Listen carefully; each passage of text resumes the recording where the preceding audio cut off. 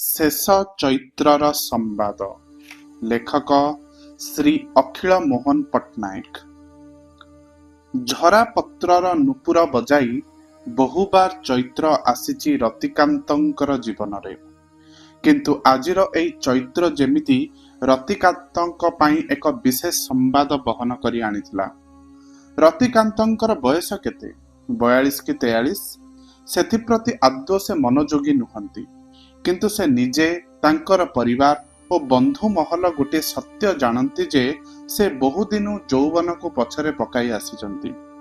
ଅତିକ୍ରାନ୍ତ ଯୌବନ ରତିକାନ୍ତ ତାଙ୍କର କାନ ପାଖରେ ଧଳା ବାଳଗୁଡ଼ିକ ସହିତ ଅତି ଘନିଷ୍ଠ ଭାବରେ ପରିଚିତ ହୋଇସାରିଲେଣି। ରତିକାନ୍ତଙ୍କର ଗୋଟିଏ ଦିନ ବେଳେ ବେଳେ ମନେ ପଡ଼େ, ଦିନେ ମନ ଖୁସିରେ କ'ଣ ଗୋଟାଏ ଗୀତ ଗାଇ ଗାଇ ବାଥରୁମ୍ ଭିତରୁ ବାହାରି ଆସୁ ଆସୁ ରତିକାନ୍ତ ଦେଖନ୍ତି ତାଙ୍କ ସାମ୍ନାରେ ଠିଆ ହୋଇ ରହିଛି ତାଙ୍କର ଝିଅ ମିତା। ସାମ୍ନାର ଦୀର୍ଘ ୟୁକାଲିପଟାସର ଗଛର ଶାଖାରେ ବସି ରହିଥିବା ନିସଙ୍ଗ କୋପତଟିକୁ ଚାହିଁ ରହି ମିତା ଏକ ଅପୂର୍ବ ଭଙ୍ଗିମାରେ ଠିଆ ହୋଇ ରହିଥିଲା। ରତିକାନ୍ତଙ୍କର ମନେ ହେଲା କିଶୋରୀ ମିତା ଯେମିତି ଠିଆ ହୋଇ ରହିଛି ସମାଗତ ଯୌବନ ଜଳପ୍ରପାତର ଶୀର୍ଷତମ ବିନ୍ଦୁରେ। ରତିକାନ୍ତ ଆହୁରି ଅଗ୍ରସର ହୋଇ ମିତାର ଅନ୍ୟ ମନସ୍କତାକୁ ବାଧା ଦେବାକୁ ସାହସ କରିପାରି ନାହାନ୍ତି। ସେ ଧୀରେ ଧୀରେ ଅତି ସନ୍ତର୍ପଣରେ ବାଥରୁମ୍ କବାଟଟାକୁ ଆଉଜେଇ ନେଇ ପୁଣି ବାଥରୁମ୍ ଭିତରକୁ ଫେରିଗଲେ। ସ୍ୱଳ୍ପାଲୋକିତ ବାଥରୁମ୍ର କ୍ଷୁଦ୍ର ପ୍ରକୋଷ୍ଠଟି ମଧ୍ୟରେ ସେଦିନ ଅନେକ ଦିନ ପରେ ରତିକାନ୍ତ ନିଜକୁ ଆଉଥରେ ଆବିଷ୍କାର କଲେ। ସ୍କୁଲ ଛାତ୍ରମାନେ ଡ୍ରିଲ୍ କଲା ପରି ଦୁଇ ହାତକୁ ଦୁଇ ପଟେ ପ୍ରସାରିତ କରି ମେରୁଦଣ୍ଡ ସଳଖ ରଖି ଠିଆ ହେଲେ ସେ। ତାଙ୍କର ନିଜର ଓଜନ ବା ଉଚ୍ଚତା କିଛି ମନେ ନାହିଁ। ସେ ଗୁଡ଼ା ହୁଏତ ଦିନେ ତାଙ୍କର ସ୍ମରଣ ଥିଲା। କିନ୍ତୁ ଏଇ କିଛି ବର୍ଷ ଧରି ସେ ନିଜର ଅଜ୍ଞାତରେ ନିଜର କ୍ରମବର୍ଦ୍ଧିଷ୍ଣୁ ଶରୀର ଓ ବୟସ ଦୁଇଟିକୁ ବହନ କରି ଆସିଛନ୍ତି ସ୍ୱଚ୍ଛନ୍ଦରେ। ଡାହାଣ ହାତଟାକୁ କାନ୍ଧ ଉପରକୁ ଭାଙ୍ଗି ନେଇ ନିଜର ମାଂସପେଶୀଟାକୁ ଥରେ ପରୀକ୍ଷା କଲେ ରତିକାନ୍ତ। ନା, ବୟସ ହୋଇଛି। ସେଦିନ ବାଥରୁମ୍ ଭିତରେ ରତିକାନ୍ତଙ୍କର ମାନସିକ ପ୍ରସ୍ତୁତି ଘଟିଥିଲା, ଯାହାର ମୂଳଦୁଆକୁ ଭିତ୍ତି କରି ଗତ 6-7 ବର୍ଷ ଧରି ନିରବିଚ୍ଛିନ୍ନ ଭାବରେ ସେ ଏକ ଶାନ୍ତ ସ୍ଥିର ବୁଦ୍ଧି ଅଥଚ ନିର୍ଲିପ୍ତ ସାଂସାରିକ ଜୀବନଯାପନ କରି ଆସିଛନ୍ତି। ରତିକାନ୍ତଙ୍କର ଏଇ ଶୃଙ୍ଖଳାବଦ୍ଧ ତରଙ୍ଗବିହୀନ ଜୀବନ ସହିତ ଅଭ୍ୟସ୍ତ ହୋଇପଡ଼ିଥିବା ଲୋକମାନେ ଭୁଲି ଯାଇଛନ୍ତି ଯେ ଏଇ ଆପାତଃ ସ୍ଥିର ଲୋକଟି ଭିତରେ ଅତୀତରେ ଦିନେ ଗୋଟିଏ ଦୁର୍ଦାନ୍ତ, ଦୁର୍ମଦ, ଅସ୍ଥିର ଲୋକ ବଞ୍ଚିଥିଲା, ଯାହାର ବଞ୍ଚିବାର ଉଚ୍ଛଳ ଆନନ୍ଦରେ ପ୍ରତିଟି ମୁହୂର୍ତ୍ତ ରୋମାଞ୍ଚିତ ହୋଇ ଉଠୁଥିଲା। କିନ୍ତୁ ଆଜି ରତିକାନ୍ତ ସହରର ଉପକଣ୍ଠର ଏକ ଅପେକ୍ଷାକୃତ ନିର୍ଜନ ପାର୍କର ଗୋଟିଏ ବେଞ୍ଚରେ ବସି ରହିଥିଲେ। ସନ୍ଧ୍ୟାର ଠିକ୍ ଅବ୍ୟବହିତ ପୂର୍ବରୁ ତାଙ୍କର ହୁଏତ ଘରକୁ ଫେରିଯିବା କଥା। କିନ୍ତୁ ଆଜି କେଜାଣି କାହିଁକି ରତିକାନ୍ତଙ୍କର ସାମାନ୍ୟ ବିଳାସ କରିବାକୁ ଇଚ୍ଛା ହେଉଛି। ରତିକାନ୍ତ ଖଣ୍ଡେ ଚୁରୁଟରେ ନିଆଁ ଧରାଇଲେ। ତାଙ୍କ ଆଖି ସାମ୍ନାରେ ସୂର୍ଯ୍ୟ ଅସ୍ତ ଯାଉଛି। ଦୂରର ଘର ଗୁଡ଼ାକ ଆସ୍ତେ ଆସ୍ତେ ଅସ୍ପଷ୍ଟ ହୋଇ ଆସି ସିଲହୁଟ୍ ଛବି ପରି ମୁଣ୍ଡ ଟେକି ଠିଆ ହୋଇଛନ୍ତି। ଆସ୍ତେ ଆସ୍ତେ ପାଖର ଗଛପତ୍ର ସବୁ ଏକ ଅଖଣ୍ଡ ଅନ୍ଧକାର ଭିତରେ ଲୁଚି ଗଲେଣି। ରତିକାନ୍ତଙ୍କର ଚୁରୁଟରେ ଜଳୁଥିବା ଦପ୍ ଦପ୍ ରଡ଼ ନିଆଁଟା ଅନ୍ତତଃ ରତିକାନ୍ତଙ୍କୁ ମନେ ପକାଇବା ଉଚିତ ଯେ ବେଶ୍ ଅନ୍ଧାର ହେଇ ଆସିଲାଣି। କିନ୍ତୁ ରତିକାନ୍ତ ତଥାପି ବସି ରହିଛନ୍ତି ନିର୍ବେଦ, ନିଶ୍ଚେଷ୍ଟ। ମୁହୂର୍ତ୍ତକ ପାଇଁ ରତିକାନ୍ତଙ୍କର ଯେ ଘରକୁ ଫେରିବା କଥା ମନେ ନ ପଡ଼ିଲା ନୁହଁ। ଆସନ୍ନ ସନ୍ଧ୍ୟା ସହିତ ଆପେ ଆପେ ତାଙ୍କର ଘରର ଗୋଟିଏ ଚିତ୍ର ତାଙ୍କ ଆଗରେ ଭାସି ଉଠୁଥିଲା। ସେ ପ୍ରଥମେ ତାଙ୍କର ଘରର ଫାଟକ ପାଖରେ ପହଞ୍ଚିବେ। ଫାଟକର ଲୁହାରୁ ରଙ୍ଗ ଛାଡ଼ିଗଲାଣି ଅନେକ ଦିନୁ। ଆଉ ତାପରେ ତାଙ୍କର କୁକୁର ଚିରାଚରିତ ରୀତିରେ ତାଙ୍କୁ ଆସି ସ୍ୱାଗତ କରିବ। କୁକୁରଟାର ବି ବୟସ ହେଇଗଲାଣି। ଆଗ ପରି ସେ ଆଉ ଉଚ୍ଛୃଙ୍ଖଳ ଭାବରେ ରତିକାନ୍ତଙ୍କ ଉପରେ ଦୁଇ ଗୋଡ଼ ରଖି ଚଢ଼ି ନାହିଁ। କେବଳ ପାଖକୁ ଆସି ମୁଣ୍ଡ ନୁଆଁଇ ଠିଆ ହୁଏ, କୁହେ, ମୁଁ ଜାଣେ ତମର ଆସିବାର ସମୟ ହେଇଛି, ଆସ, ଭିତରକୁ ଆସ। ଆଉ ଠିକ୍ ଫାଟକ ପାଖରୁ ଦେଖାଯିବ ମିତା ତାର ପଢ଼ା ଘରେ ବହି ଉପରେ ମୁଣ୍ଡ ନୁଆଁଇ ବସି ପରୀକ୍ଷା ପାଇଁ ପ୍ରସ୍ତୁତ କରୁଛି ନିଜକୁ। ସେଇ ପୁରୁଣା କଥା, ସେଇ ପୁରୁଣା ଦୃଶ୍ୟ। ମୁହୂର୍ତ୍ତକରେ ରତିକାନ୍ତଙ୍କର ମନ ବିଷାକ୍ତ ହୋଇ ଉଠିଲା। ଇସ୍, କି ବାଜେ କଥା! ପରୀକ୍ଷା ଆଉ ପାଠ୍ୟପୁସ୍ତକ, ଏ ଦୁଇଟା ଜିନିଷ ତାଙ୍କର ଏକାଥରକେ ଅସହ୍ୟ ହୋଇ ଉଠେ। ରତିକାନ୍ତଙ୍କର ମନର ମୁକ୍ତ ଗବାକ୍ଷ ପାଖରେ ତାଙ୍କର ବୟସ କର୍ତ୍ତବ୍ୟବୋଧର ବେୟନଟ୍ ଧରି ସତର୍କ ପ୍ରହରୀ ପରି ଠିଆ ହୋଇ ରହିଛି। ନହେଲେ ରତିକାନ୍ତ ବୋଧହୁଏ ଇଙ୍ଗିତ କରି ଝରକା ଏପଟୁ ମିତାକୁ ଚୁପ୍ ଚୁପ୍ ବାହାରକୁ ଡାକି ଆଣନ୍ତେ ଆଉ କୁହନ୍ତେ, ତୁ ଏକଦମ ବୋକି ଝିଅଟାଏ, ସବୁବେଳେ କଣ ଗୋଟାଏ ବସି ପାଠ ପଢୁଛୁ, ଯା ସାଙ୍ଗ ଘରେ ବସି ଆଡ୍ଡା ମାରିବୁ, ନହେଲେ ଜହ୍ନ ରାତିରେ ଗୀତ ଗାଇବୁ, ନହେଲା ବି ପରୀକ୍ଷା। କାଲିର ଜୀବନକୁ ସମୃଦ୍ଧ କରିବା ଆଶାରେ ଜୀବନର ପ୍ରତିଟି ଆଜିକୁ ହତ୍ୟା କରିବା ରତିକାନ୍ତର ମତରେ ଏକ ଗୁରୁତର ଅପରାଧ।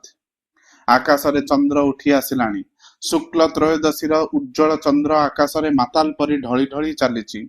ଆଉ ଠିକ୍ ତାରି କରରେ ଗୋଟାଏ ଦୀର୍ଘ ଦେବଦାରୁର ଅନ୍ଧକାର ସ୍ତମ୍ଭ ଠିଆ ହୋଇ ରହିଛି ନିଶ୍ଚଳ ହୋଇ। ଅକସ୍ମାତ୍ ରତିକାନ୍ତଙ୍କର ଏକ ଅଦ୍ଭୁତ ଭାବାନ୍ତର ଉପସ୍ଥିତ ହେଲା। ତାଙ୍କର ମନେ ହେଲା ଯେପରି ତାଙ୍କର ମେରୁଦଣ୍ଡ ଦେଇ ଗୋଟାଏ ଶୀତଳ ପ୍ରବାହ ବିଦ୍ୟୁତ ବେଗରେ ସଞ୍ଚାରିତ ହୋଇଗଲା। ଆଜିର ଏଇ ପରିବେଶ, ଏଇ ମାତାଲ ଜହ୍ନ ଆଉ ରହସ୍ୟାବୃତ ଦେବଦାରୁ ମୁହୂର୍ତ୍ତକରେ ରତିକାନ୍ତଙ୍କୁ ସ୍ଥାନାନ୍ତରିତ କରିଦେଲା 20 ବର୍ଷ ତଳର ଏକ ନିର୍ଦ୍ଦିଷ୍ଟ ଘଟଣାକୁ। ଆଜି ମାର୍ଚ୍ଚ 14 ତାରିଖ। କି ଆଶ୍ଚର୍ଯ୍ୟ, ଠିକ୍ ଆଜିର ତାରିଖରେ 20 ବର୍ଷ ତଳେ ଉଠିଥିଲା ଏଇ ଚନ୍ଦ୍ର ଆଉ ଠିଆ ହୋଇ ରହିଥିଲା ଏଇ ଦେବଦାରୁ। ଆଉ ଏଇ ଦେବଦାରୁର ପାଖକୁ ଲାଗି ଠିଆ ହୋଇ ରହିଥିଲା ରତିକାନ୍ତଙ୍କର କଣ୍ଠଲଗ୍ନା ଏଇ ସୁମିତ୍ରା। କାଳ ବିଳମ୍ବ ନ କରି ରତିକାନ୍ତ ଅପେକ୍ଷାକୃତ ଦ୍ରୁତ ଗତିରେ ଘରକୁ ଫେରିଲେ। ଘରେ ମଧ୍ୟ ତାଙ୍କର ସମୟ ନଷ୍ଟ କରିବାର ଉପାୟ ନାହିଁ। ତାଙ୍କୁ ଏହି ମୁହୂର୍ତ୍ତରେ ବାହାରିବାକୁ ପଡ଼ିବ। ପ୍ରସ୍ତୁତ ହେଇ ଗାଡ଼ିରେ ବସିବା ପର୍ଯ୍ୟନ୍ତ ରତିକାନ୍ତଙ୍କ ବୋଧହୁଏ ଖୁବ୍ ବେଶୀ 10 ମିନିଟ୍ ସମୟ ଲାଗିଥିବ। ସ୍ଥିତଧୀ ରତିକାନ୍ତଙ୍କର ଏହି ବ୍ୟତିକ୍ରମ ପାଇଁ ରତିକାନ୍ତଙ୍କର ପରିବାର ବର୍ଗ ସମସ୍ତେ ବେଶ୍ ଆଶ୍ଚର୍ଯ୍ୟାନ୍ୱିତ ହୋଇଥିଲେ ମଧ୍ୟ ରତିକାନ୍ତଙ୍କର ଅଦ୍ଭୁତ ବ୍ୟକ୍ତିତ୍ୱ ସମସ୍ତଙ୍କୁ ନୀରବ କରି ରହିବାକୁ ବାଧ୍ୟ କରିଥିଲା। ଗତ 6-7 ବର୍ଷ ଧରି ରତିକାନ୍ତ କେବେ ହେଲେ ନିଜେ ଗାଡ଼ି ଚଳାଇ ନାହାନ୍ତି। କିନ୍ତୁ ଆଜି ଡ୍ରାଇଭରକୁ ମନା କରିଦେଇ ରତିକାନ୍ତ ଯେତେବେଳେ ଗାଡ଼ିର ଷ୍ଟାର୍ଟ ଦେଲେ, ସେତେବେଳେ ରତିକାନ୍ତଙ୍କ ସ୍ତ୍ରୀଙ୍କ କ୍ଷୀଣ ପ୍ରତିବାଦ, ଇଞ୍ଜିନର ଘର୍ଘର ଶବ୍ଦ ଭିତରେ ଏ ନିଷ୍ଫଳ ଅଭିମାନ ପରି କୁଆଡ଼େ ବିଲୀନ ହୋଇଯାଇଥିଲା। ରତିକାନ୍ତ ତାଙ୍କର ଛୋଟ ଟୁର୍ର ଗାଡ଼ିଟିରେ ବସି ଚାଲିଛନ୍ତି ରାସ୍ତା ଉପରେ। ତାଙ୍କୁ ଯିବାକୁ ହେବ ପ୍ରାୟ 10 ମାଇଲ। ଆକାଶରେ ଚନ୍ଦ୍ର ଅନେକ କିଛି ବାଟ ଉପରକୁ ଉଠି ଆସିଲାଣି। ଚୈତ୍ର ସନ୍ଧ୍ୟାର ଉଚ୍ଛୃଙ୍ଖଳ ପବନରେ ରତିକାନ୍ତ ବେଶ୍ ଉତ୍ଫୁଲ୍ଲ ହୋଇ ଉଠିଛନ୍ତି। ତାଙ୍କର ମନେ ହେଉଛି ବହୁଦିନ ଧରି ବନ୍ଦ ହେଇ ଯାଉଥିବା ଗୋଟାଏ ଅନ୍ଧ ଅର୍ଗଳି ଯେପରି ଅକସ୍ମାତ୍ ଉନ୍ମୋଚିତ ହୋଇଯାଇଛି। ହେଇ ଦୂରରୁ ସେଇ ଉଲଗ୍ନ ପାହାଡ଼ଟା ସେଦିନ ପରି ମଧ୍ୟ ଆଜି ଠିଆ ହୋଇ ରହିଛି, ବିଭୂତି ଆବୃତ ସନ୍ନ୍ୟାସୀ ପରି ଯୋଗାସୀନ ହୋଇ। ସେଇ ପାହାଡ଼କୁ ଗଭୀର ଆଶ୍ଲେଷରେ ବାନ୍ଧି ରଖି ତା ଚାରିପଟେ ବୋହି ଯାଉଛି ଇନ୍ଦ୍ରାବତୀ ନଦୀ। ସେଇମାନଙ୍କର କିଛି ମନେ ନାହିଁ ଆଜିକି ଠିକ୍ 20 ବର୍ଷ ତଳେ ସେଠିକି ପିକନିକ୍ କରିବାକୁ ଯାଇଥିବା ବହୁ ଲୋକଙ୍କ ମଧ୍ୟରୁ କାହାରି କିଛି ମନେ ନାହିଁ, କିନ୍ତୁ ମନେ ଅଛି ରତିକାନ୍ତଙ୍କର। ସେଦିନର ସେଇ କୋଳାହଳ ଭିତରୁ ସମସ୍ତଙ୍କର ଅଗୋଚରରେ ରତିକାନ୍ତ ଓ ସୁମିତ୍ରା ଓହ୍ଲେଇ ଆସିଥିଲେ ପାହାଡ଼ ତଳର ସରୁ ଘାଟି ରାସ୍ତା ଉପରକୁ।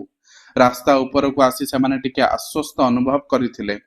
ପିକନିକ୍ର ସମସ୍ତ କୋଳାହଳ, ତାସ୍ ଖେଳ, ସଙ୍ଗୀତ ଚର୍ଚ୍ଚା, ଏପରିକି ପେଟ୍ରୋମାକ୍ସ ଲାଇଟ୍ ଗୁଡ଼ାକ ପର୍ଯ୍ୟନ୍ତ ସବୁକିଛି ସେଦିନ ସେମାନଙ୍କର ମନେ ହୋଇଥିଲା ଅଶ୍ଳୀଳ, ଅତିରିକ୍ତ, ଅନର୍ଥକ।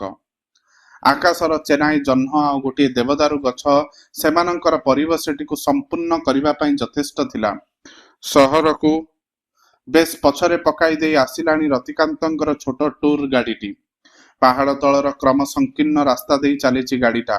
ଆଉ ସେଇ ଗାଡ଼ି ଭିତରେ ଯେପରି ସମ୍ମୋହିତ ହୋଇ ବସି ରହି ରତିକାନ୍ତ ଶୁଣୁଛନ୍ତି 20 ବର୍ଷ ତଳର ଟେପ୍ ରେକର୍ଡର କରାଯାଇଥିବା 2ଟି ଯୁଗ୍ମ କୋପତର ମଧୁର କୂଜନ। ରତିକାନ୍ତଙ୍କର ବାହୁବନ୍ଧନ ଭିତରେ ସେଦିନ ସୁମିତ୍ରା ଅତି ଶାନ୍ତ ସମାହିତ ଭାବରେ ନୀରବ ହୋଇ ଆଉଜି ରହିଥିଲା କିଛି କ୍ଷଣ। କଣ ବା କଥାବାର୍ତ୍ତା କରିବାର ଥିଲା ସେମାନଙ୍କର? ସେଇ ଚିରାଚରିତ ଗୋଟିଏ କଥା, ଆଜି ମତେ ତମକୁ ଭାରି ଭଲ ଲାଗୁଛି ସୁମିତ୍ରା। ସୁମିତ୍ରାର ଏ କଥା ପାଇଁ ଜବାବ ଦେବାର କିଛି ଦରକାର ନଥିଲା ଅନେକ ଦିନ ଧରି।